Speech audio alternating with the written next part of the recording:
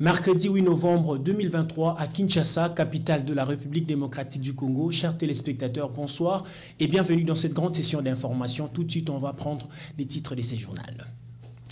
Processus électoral en République démocratique du Congo. Denis Kadima, président de la CENI, est à Séoul en Corée du Sud pour suivre de près la finalisation de la production du matériel électoral et rassure dans ses propos tous les Congolais qu'il aurait bel et bien les élections du 20 décembre comme prévu dans la constitution de la RDC et vous le suivrez en direct de Séoul dans ces journaux.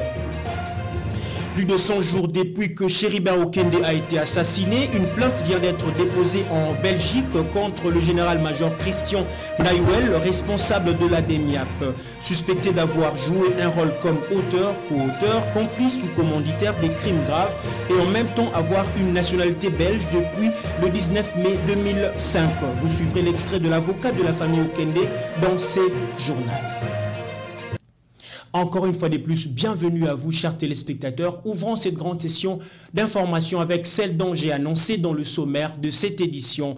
Denis Kadima, président de la CENI, est à Séoul, en Corée du Sud, pour suivre de près la finalisation de la production du matériel électoral et rassure dans ses propos tout le Congolais qu'il aurait bel et bien les élections le 20 décembre comme prévu dans la Constitution de la République démocratique du Congo. Suivez donc Denis Kadima, président de la CENI, en direct de la Séoul à travers cet élément plutôt.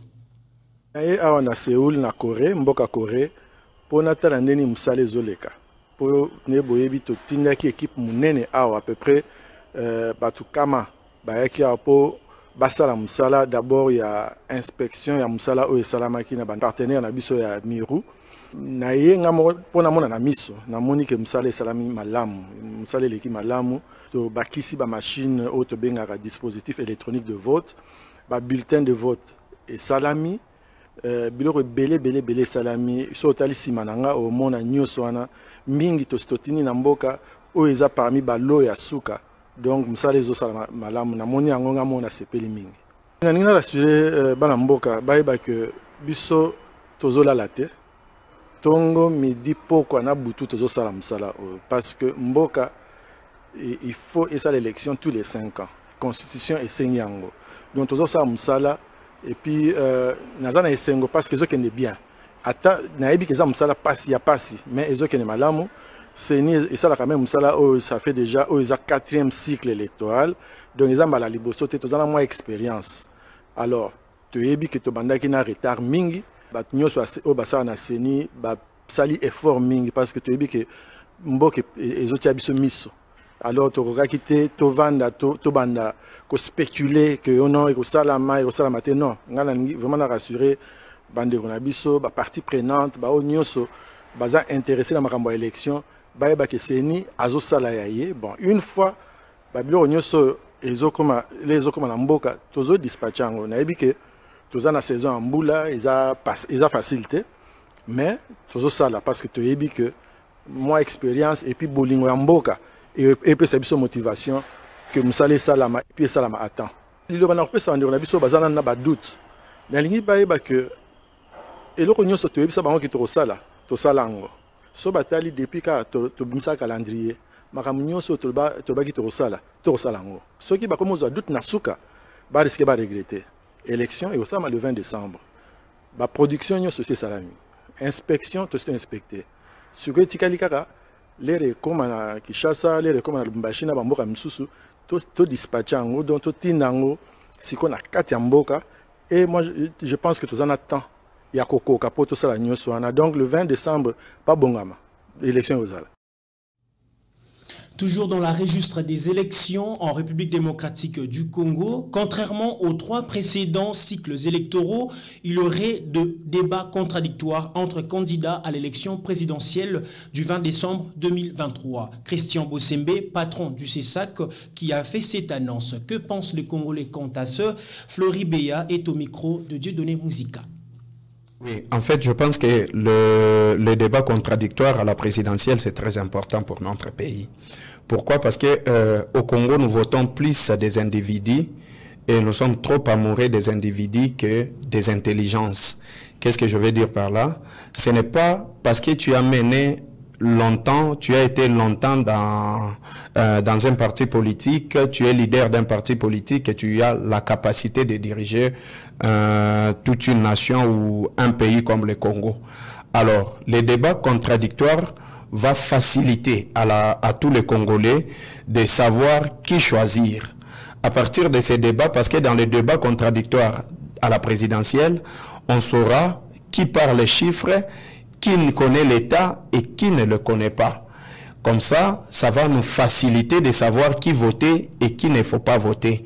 Seulement, là où je suis d'accord avec Christian Bosembe, c'est que si il faut opter pour les débats contradictoires, il faudrait que qu'on puisse revenir au système de deux tours.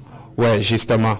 Parce que c'est après les 2 tours, il va y avoir des candidats, le premier et le suivant, les seconds, qui vont faire débat sur le plateau ou les médias qu'ils ont choisis à la RTNC. Malheureusement que dans notre pays, d'abord les élections sont tribales, les élections sont, c'est un truc de sentiment pour certains, et aussi on ne sait pas vraiment bien faire les choix sur les candidats qui se présentent à la présidentielle. Est-ce que d'abord le problème des débats contradictoires dépend de Bosembe? Je ne pense pas. Ça ne dépend pas de Bosembe. Bosembe a juste donné un avis qui est propre à lui-même, mais ce n'est pas que pour que le président... Lui, il est le président d'un corps, d'une institution qui gère le média.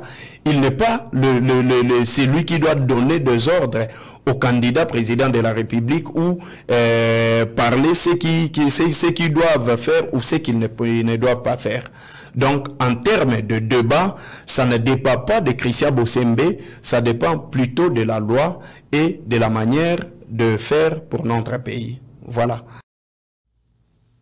Lors d'une interview accordée par nos confrères d'une télévision de la place en République démocratique du Congo, Moïse Katumbi affirme avoir payé plus de 100 billets d'avion et le séjour en Europe de certains opposants congolais. Elias Lokeso nous en dit plus. Dans une émission accordée à nos confrères de Lubumbashi, Moïse Katumbi dévoile certains secrets de l'ancienne opposition, où il y faisait partie. Quand j'avais sponsorisé l'union de toute l'opposition, j'ai fait voyager plus de 100 personnes et leur séjour en Europe. Là, j'étais congolais, a déclaré Moïse Katumbi, candidat à la présidentielle. Le président d'Ensemble pour la République affirme avoir voyagé plusieurs fois avec le président actuel, Félix Tshisekedi Tshilombo, détenant un passeport congolais. Moi, président de la République, je ne condamnerai personne, mais je remettrai de l'ordre, car il y aura plus de guerre chez nous et les militaires seront respectés. Je ne serai pas un président populiste, mais je donnerai des solutions aux problèmes de la population congolaise, a-t-il ajouté. À en croire à Moïse Katumbi, la chasse aux sorcières ne sera pas à son agenda après sa prise du pouvoir. Moi, je vais donner l'honneur à mon pays. Et c'est ça leur peur. On peut tout dire de gauche à droite. Moi j'avance, indique cet extrait de l'émission. Il s'y est de noter que l'intégralité de l'émission sera diffusée ce mercredi à 21h30. Et le chef d'état-major de FARDC s'est déplacé le lundi dernier, direction Goma, dans le Nord Kivu, pour la poursuite de sa mission de commandement et de contrôle de troupes au front. Une visite qui coïncide avec la reprise de combat entre l'armée congolaise et le rebelle du M23. Suivez donc ces reportages de nos confrères de la presse militaire.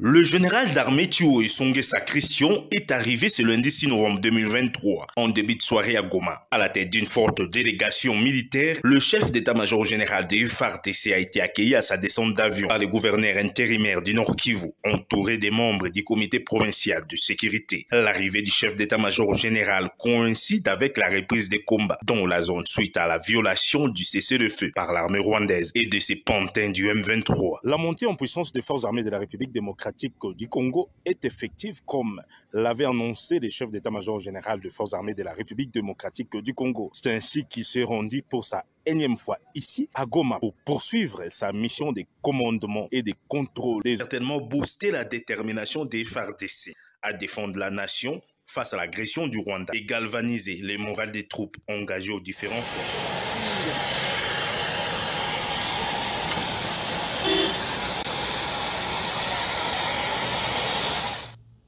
Et toujours en séjour de travail à Goma, dans la province du Nord Kivu, le chef d'état-major de FARDC, le général d'armée Chiwewe Christian, a tenu une importante réunion avec plusieurs autorités militaires. Il a à l'occasion annoncé la nomination du lieutenant-général Fall comme coordonnateur des opérations militaires dans le Nord Kivu. Encore une fois de plus, nos confrères de la presse militaire. Merci beaucoup. Merci. Le général d'armée Chiwewe Songesa Christian, chef d'état général de FARDC, a présidé ce mardi 7 novembre 2023 une importante réunion sur les coordinations des opérations à Goma. Plusieurs autorités militaires ont pris part à cette réunion, notamment le gouverneur militaire du Nord Kivu et le chef d'état-major de la force terrestre. À cette occasion, le général d'armée Chiwewe Songesa Christian a annoncé la désignation sur instruction du président de la République, commandant suprême des FARDC Félix-Antoine Tshisekedi Tshilombo, du lieutenant-général Sikabwe Asinda Fall en qualité de coordonnateur des opérations au Nord Kivu, comme le précise ici le lieutenant-colonel Njike Kaiko Guillaume, porte-parole des opérations. Chef d'état-major général des forces armées de la République démocratique du Congo, le général d'armée Chiwewe Christian séjourne à Goma dans un cadre purement d'une mission d'inspection et de commandement. Et aujourd'hui, il vient de tenir une réunion très importante au centre conjoint de coordination des opérations, où il a réuni le gouverneur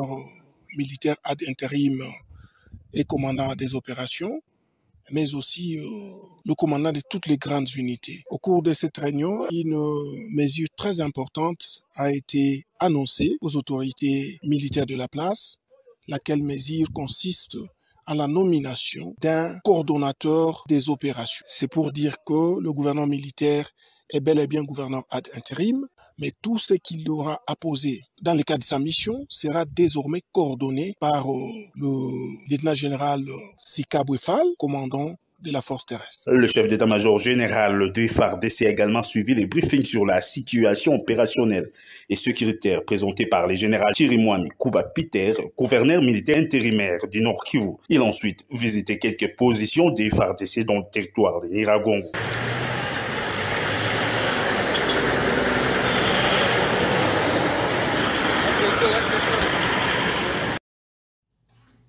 Agression de la République démocratique du Congo par le Rwanda. Les candidats présidents de la République, Augustin Matata Ponyo, justifient cela par le manque de leadership de gouvernement dans le chef du gouvernement congolais.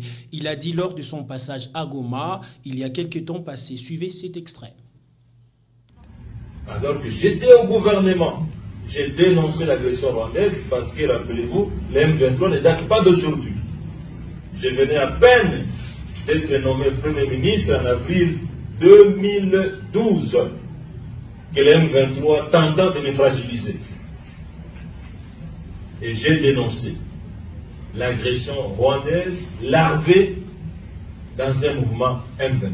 Qui ne le sait pas? Le rapport des Nations Unies l'a dénoncé.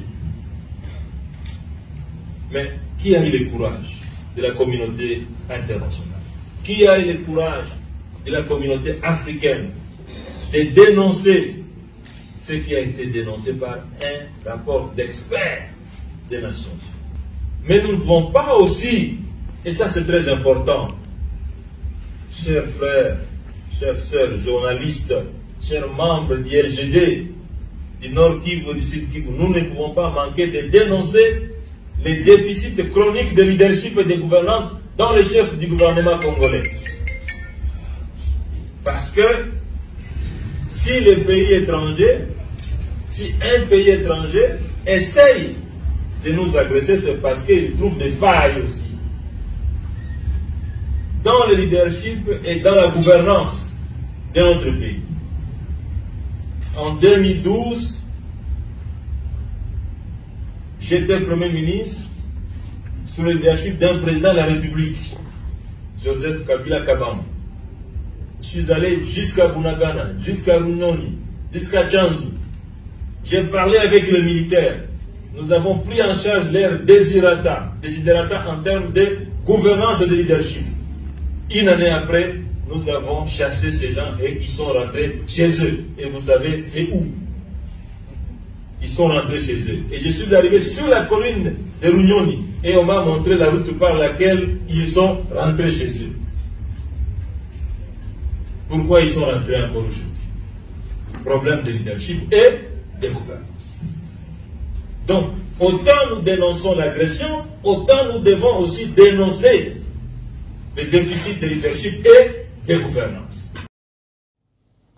Toujours dans cette même registre de la sécurité, après le récent affrontement qui se sont produits le lundi dernier dans la ville de Goma entre le FARDC et les M23 au niveau des Kibumba, plusieurs camps politiques réagissent, à l'occurrence Yves Diassouma, cadre du Nouvel Élan, qui déplore cette situation et constate une mauvaise foi de la part du régime en place. Suivez-les donc plutôt au micro de votre rédaction.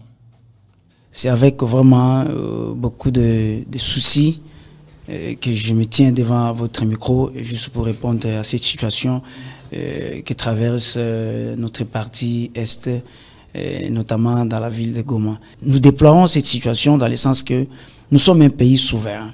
Nous avons des institutions, nous avons des dirigeants qui nous dirigent. À chaque fois Est, à chaque fois Est, à chaque fois Est. Et là, on nous dit encore, la MONUSCO vient de signer un accord avec le gouvernement, je ne sais moi, avec nos FARDC, pour au moins, comment on appelle ça, une opération conjointe pour défendre la ville de Goma. Et là, je me pose encore une question. La MONUSCO est ici au Congo, ça fait plus de 20 ans. La MONUSCO, je ne vois pas à travers le monde un pays, c'est moi, qui était en guerre et que la MONUSCO est venue passer par là et a mis de la paix, a instauré la paix. Je ne vois pas. Nous sommes un pays à plus de 100 millions d'habitants. Je ne pense pas que nous aurons des difficultés à recruter. Je ne pense pas que s'il y a une volonté dans le sens de former une armée digne, de défendre au moins l'intégrité territoriale, que nous aurons des problèmes à le faire. Donc c'est seulement nous constatons une mauvaise foi et manque de volonté de la part des dirigeants. Pourquoi? Parce que cette situation de l'Est, en tout cas, nous on en a marre. Nous demandons à ce que le président de la République, le chef de l'État, puisse se débarrasser de ces deux forces, MONUSCO et EAC, qui mettent leurs énergies à la bio-congolaise, c'est-à-dire à la jeunesse congolaise. Nous sommes là. La jeunesse est là, est prête pour répondre. Mais s'il y a une bonne volonté de la part des dirigeants, en tout cas, nous aurons une armée forte. Ils auront peur de nous. Mobutu était ici. On n'a vu aucun pays ici venir nous agresser. Pourquoi? Parce que Mobutu a mis de l'énergie dans l'armée. A mis du sérieux dans l'armée, d'un côté. Nous avons connu Mouzé. Mouzé est parti, c'est vrai. Et pendant Mouzé, après Mouzé, il y a eu des infiltrations, des choses comme ça, qui aujourd'hui nous tirent jusqu'à s'agenouiller devant le Rwanda ici, qui n'est qu'un petit pays là. Et d'une réaction à une autre, cette fois-ci, c'est le docteur Patricien Gongo, cadre du MLC, dit être optimiste et pense que malgré cette situation de guerre à l'est de la République démocratique du Congo, aucune portion de notre terre sera cédée aux étrangers. Suivez-les encore au micro de votre rédaction. La mairie de Goma a alerté la population en général et les pays en disant que Goma était dans le noir pour cause que l'endroit où le fournisseur en énergie électrique qui fournit Goma, l'endroit de leur usine, et ça se trouve au milieu de la guerre. Ça veut dire là où il y a les affrontements entre le FARDC et le M23 via le Rwanda, c'est à ces milieux-là que se trouve cette usine-là de production de l'énergie. Maintenant, qui donne l'incapacité ou l'impossibilité aux ingénieurs, ça veut dire aux gens qui travaillent dans cette usine, d'y accéder. C'est ce qui fait qu'il n'y a pas possibilité que le Goma puisse être électrifié. Mais l'armée congolaise ou la République démocratique du Congo est en train d'y travailler pour repousser l'ennemi, pour qu'enfin les ingénieurs puissent avoir accès aux installations de la production de l'énergie. Nous croyons que ça prendra du temps, mais nous sommes en état de guerre. En état de guerre, il y a des choses qui arrivent, des imprévus. Je crois que le gouvernement prendra cette affaire à bras le corps pour que nos frères et sœurs puissent retrouver la lumière, parce que vivre déjà dans l'obscurité, c'est déjà une zone en insécurité, l'obscurité encore qui amène encore plus d'insécurité. Je crois que le gouvernement est conscient de cela et je crois qu'il y aura une solution tout prochainement. Mais moi je dis seulement que la volonté est là, parce que vous savez que nous avions trouver ces pays avec des régimes de notification, une armée infiltrée, pas de matériel et consorts, 4 ans d'Iran, le président de la République, avec et la diplomatie et la stratégie militaire, nous avons aujourd'hui, nous avons eu la levée tantôt d'embargo là ou des régimes de notification. Aujourd'hui, nous avons formé énormément de militaires dans toutes les écoles de formation ici au Congo. Il y a nos militaires, nos frères qui sont en train de se battre pour regagner le rang des troupes. Nous avons acheté énormément des armes. Il faut savoir aussi, Sun Tzu a dit, la guerre, c'est comme ça avant. Il ne faut pas s'attendre à des victoires certaines, mais il faut préparer qu'une fois que vous allez lancer le go, que cette victoire-là puisse être certaine. Je crois que quel que soit, même Jean-Pierre Bemba venait de les rappeler, que les ennemis doivent retenir une seule chose, qu'aucune portion de notre pays sera cédée à l'ennemi. Ça, c'est le pays de nos aïeux, le pays de Lumumba, de Kimbanvita, de Kimbangu. Et ils nous les ont légués intégral. Nous allons léguer à des générations futures un Congo intégral. Et cette information, je l'avais aussi annoncée dans le sommaire de cette édition. Plus de 100 jours depuis que Chéribin Okende a été assassiné. Une plainte vient donc d'être déposée en Belgique contre le général-major Christian Ndayouel, responsable de la DEMIAP, suspecté d'avoir joué un rôle comme auteur, qu'auteur, complice ou commanditaire des crimes graves et en même temps avoir une nationalité belge depuis le 19 mai 2005. Suivez donc cet extrait. Nous sommes en présence d'un ressortissant belge qui est suspecté d'avoir joué un rôle comme auteur, co-auteur, complice ou commanditaire de crimes graves commis à l'étranger. Et la législation belge est ainsi faite qu'un auteur d'un crime grave, un auteur belge d'un crime grave à l'étranger peut être poursuivi devant les juridictions belges qui sont donc compétentes pour juger le crime. C'est ce qui a poussé les membres de la famille de Chéribin Okende qui m'ont consulté de voir, face à l'inertie des autorités congolaises dans l'enquête autour de l'assassinat de leurs proches, de Chéribin Okende, de voir si une plainte pouvait ainsi être déposée en Belgique pour que une investigation et une enquête sérieuse puissent être menées. Et c'est ce que nous avons fait. Et voilà l'autre élément, c'est que nous avons déposé une plainte avec constitution de partie civile, une plainte pénale avec constitution de partie civile, entre les mains du juge d'instruction du tribunal de Bruxelles, sur base de cet élément-là. Auteur du crime suspecté est un Belge qui a son rôle, comme je l'ai pointé, sur base des éléments dont nous disposons, et qui rend donc la Belgique compétente sur base du code d'instruction criminelle, avec tout un développement, la plainte fait 9 pages, avec tout un développement juridique sur la compétence de la Belgique pour poursuivre un Belge qui est suspecté d'un tel crime commis à l'étranger, que ce soit, comme je le disais, comme auteur, co-auteur, complice ou commanditaire. Et on va poursuivre ce journal avec ces communiqués qui nous est parvenu. L'IGF interdit tout mouvement de sortie de fonds de l'OGFREM. Ceci ressort d'une correspondance adressée aux banques auxquelles est accrédité l'Office de gestion de frais multimodal, OGFREM en sigle. Cela fait suite aux résultats d'une enquête menée par l'Inspection générale de finances révélant de nombreuses fraudes au sein de cette entreprise publique.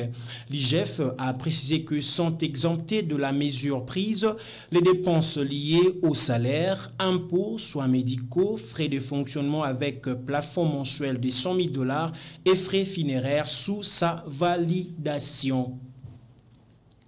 On va parler à présent de cette information de la santé.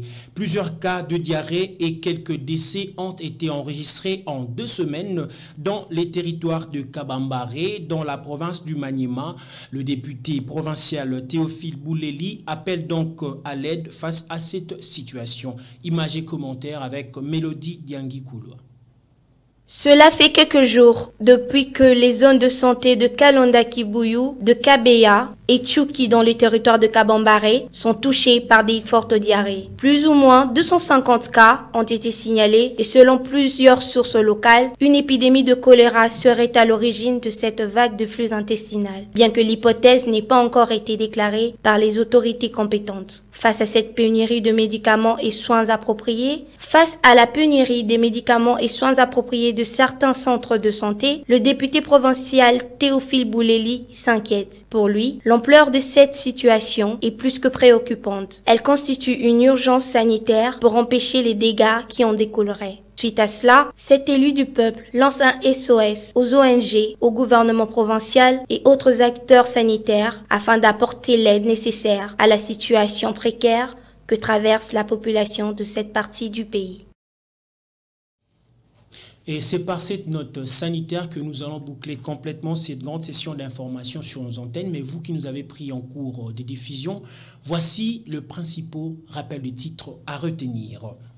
Processus électoral en République démocratique du Congo, Denis Kadima, président de la CENI, est à Séoul, en Corée du Sud, pour suivre de près la finalisation de la production du matériel électoral et rassure dans ses propos tout le Congolais qu'il aurait bel et bien les élections le 20 décembre comme prévu dans la Constitution de la République démocratique du Congo. Vous avez suivi en direct de Séoul, Denis Kadima, président de la CENI. Plus de 100 jours depuis que Chéribin Okende a été assassiné, une plainte vient d'être déposée en Belgique plutôt contre le général-major Christian Ndayouel, responsable de la DEMIAP, suspecté d'avoir joué un rôle comme auteur, co-auteur, complice ou commanditaire des crimes graves et en même temps avoir une nationalité belge depuis le 19 mai 2005. Vous avez aussi suivi l'extrait de l'avocat de la famille Okende dans ces jours. Et c'est par ces rappels de principaux titres que nous allons boucler complètement cette session d'information. Merci à vous de nous avoir suivis. Bonne soirée chez vous. Au revoir.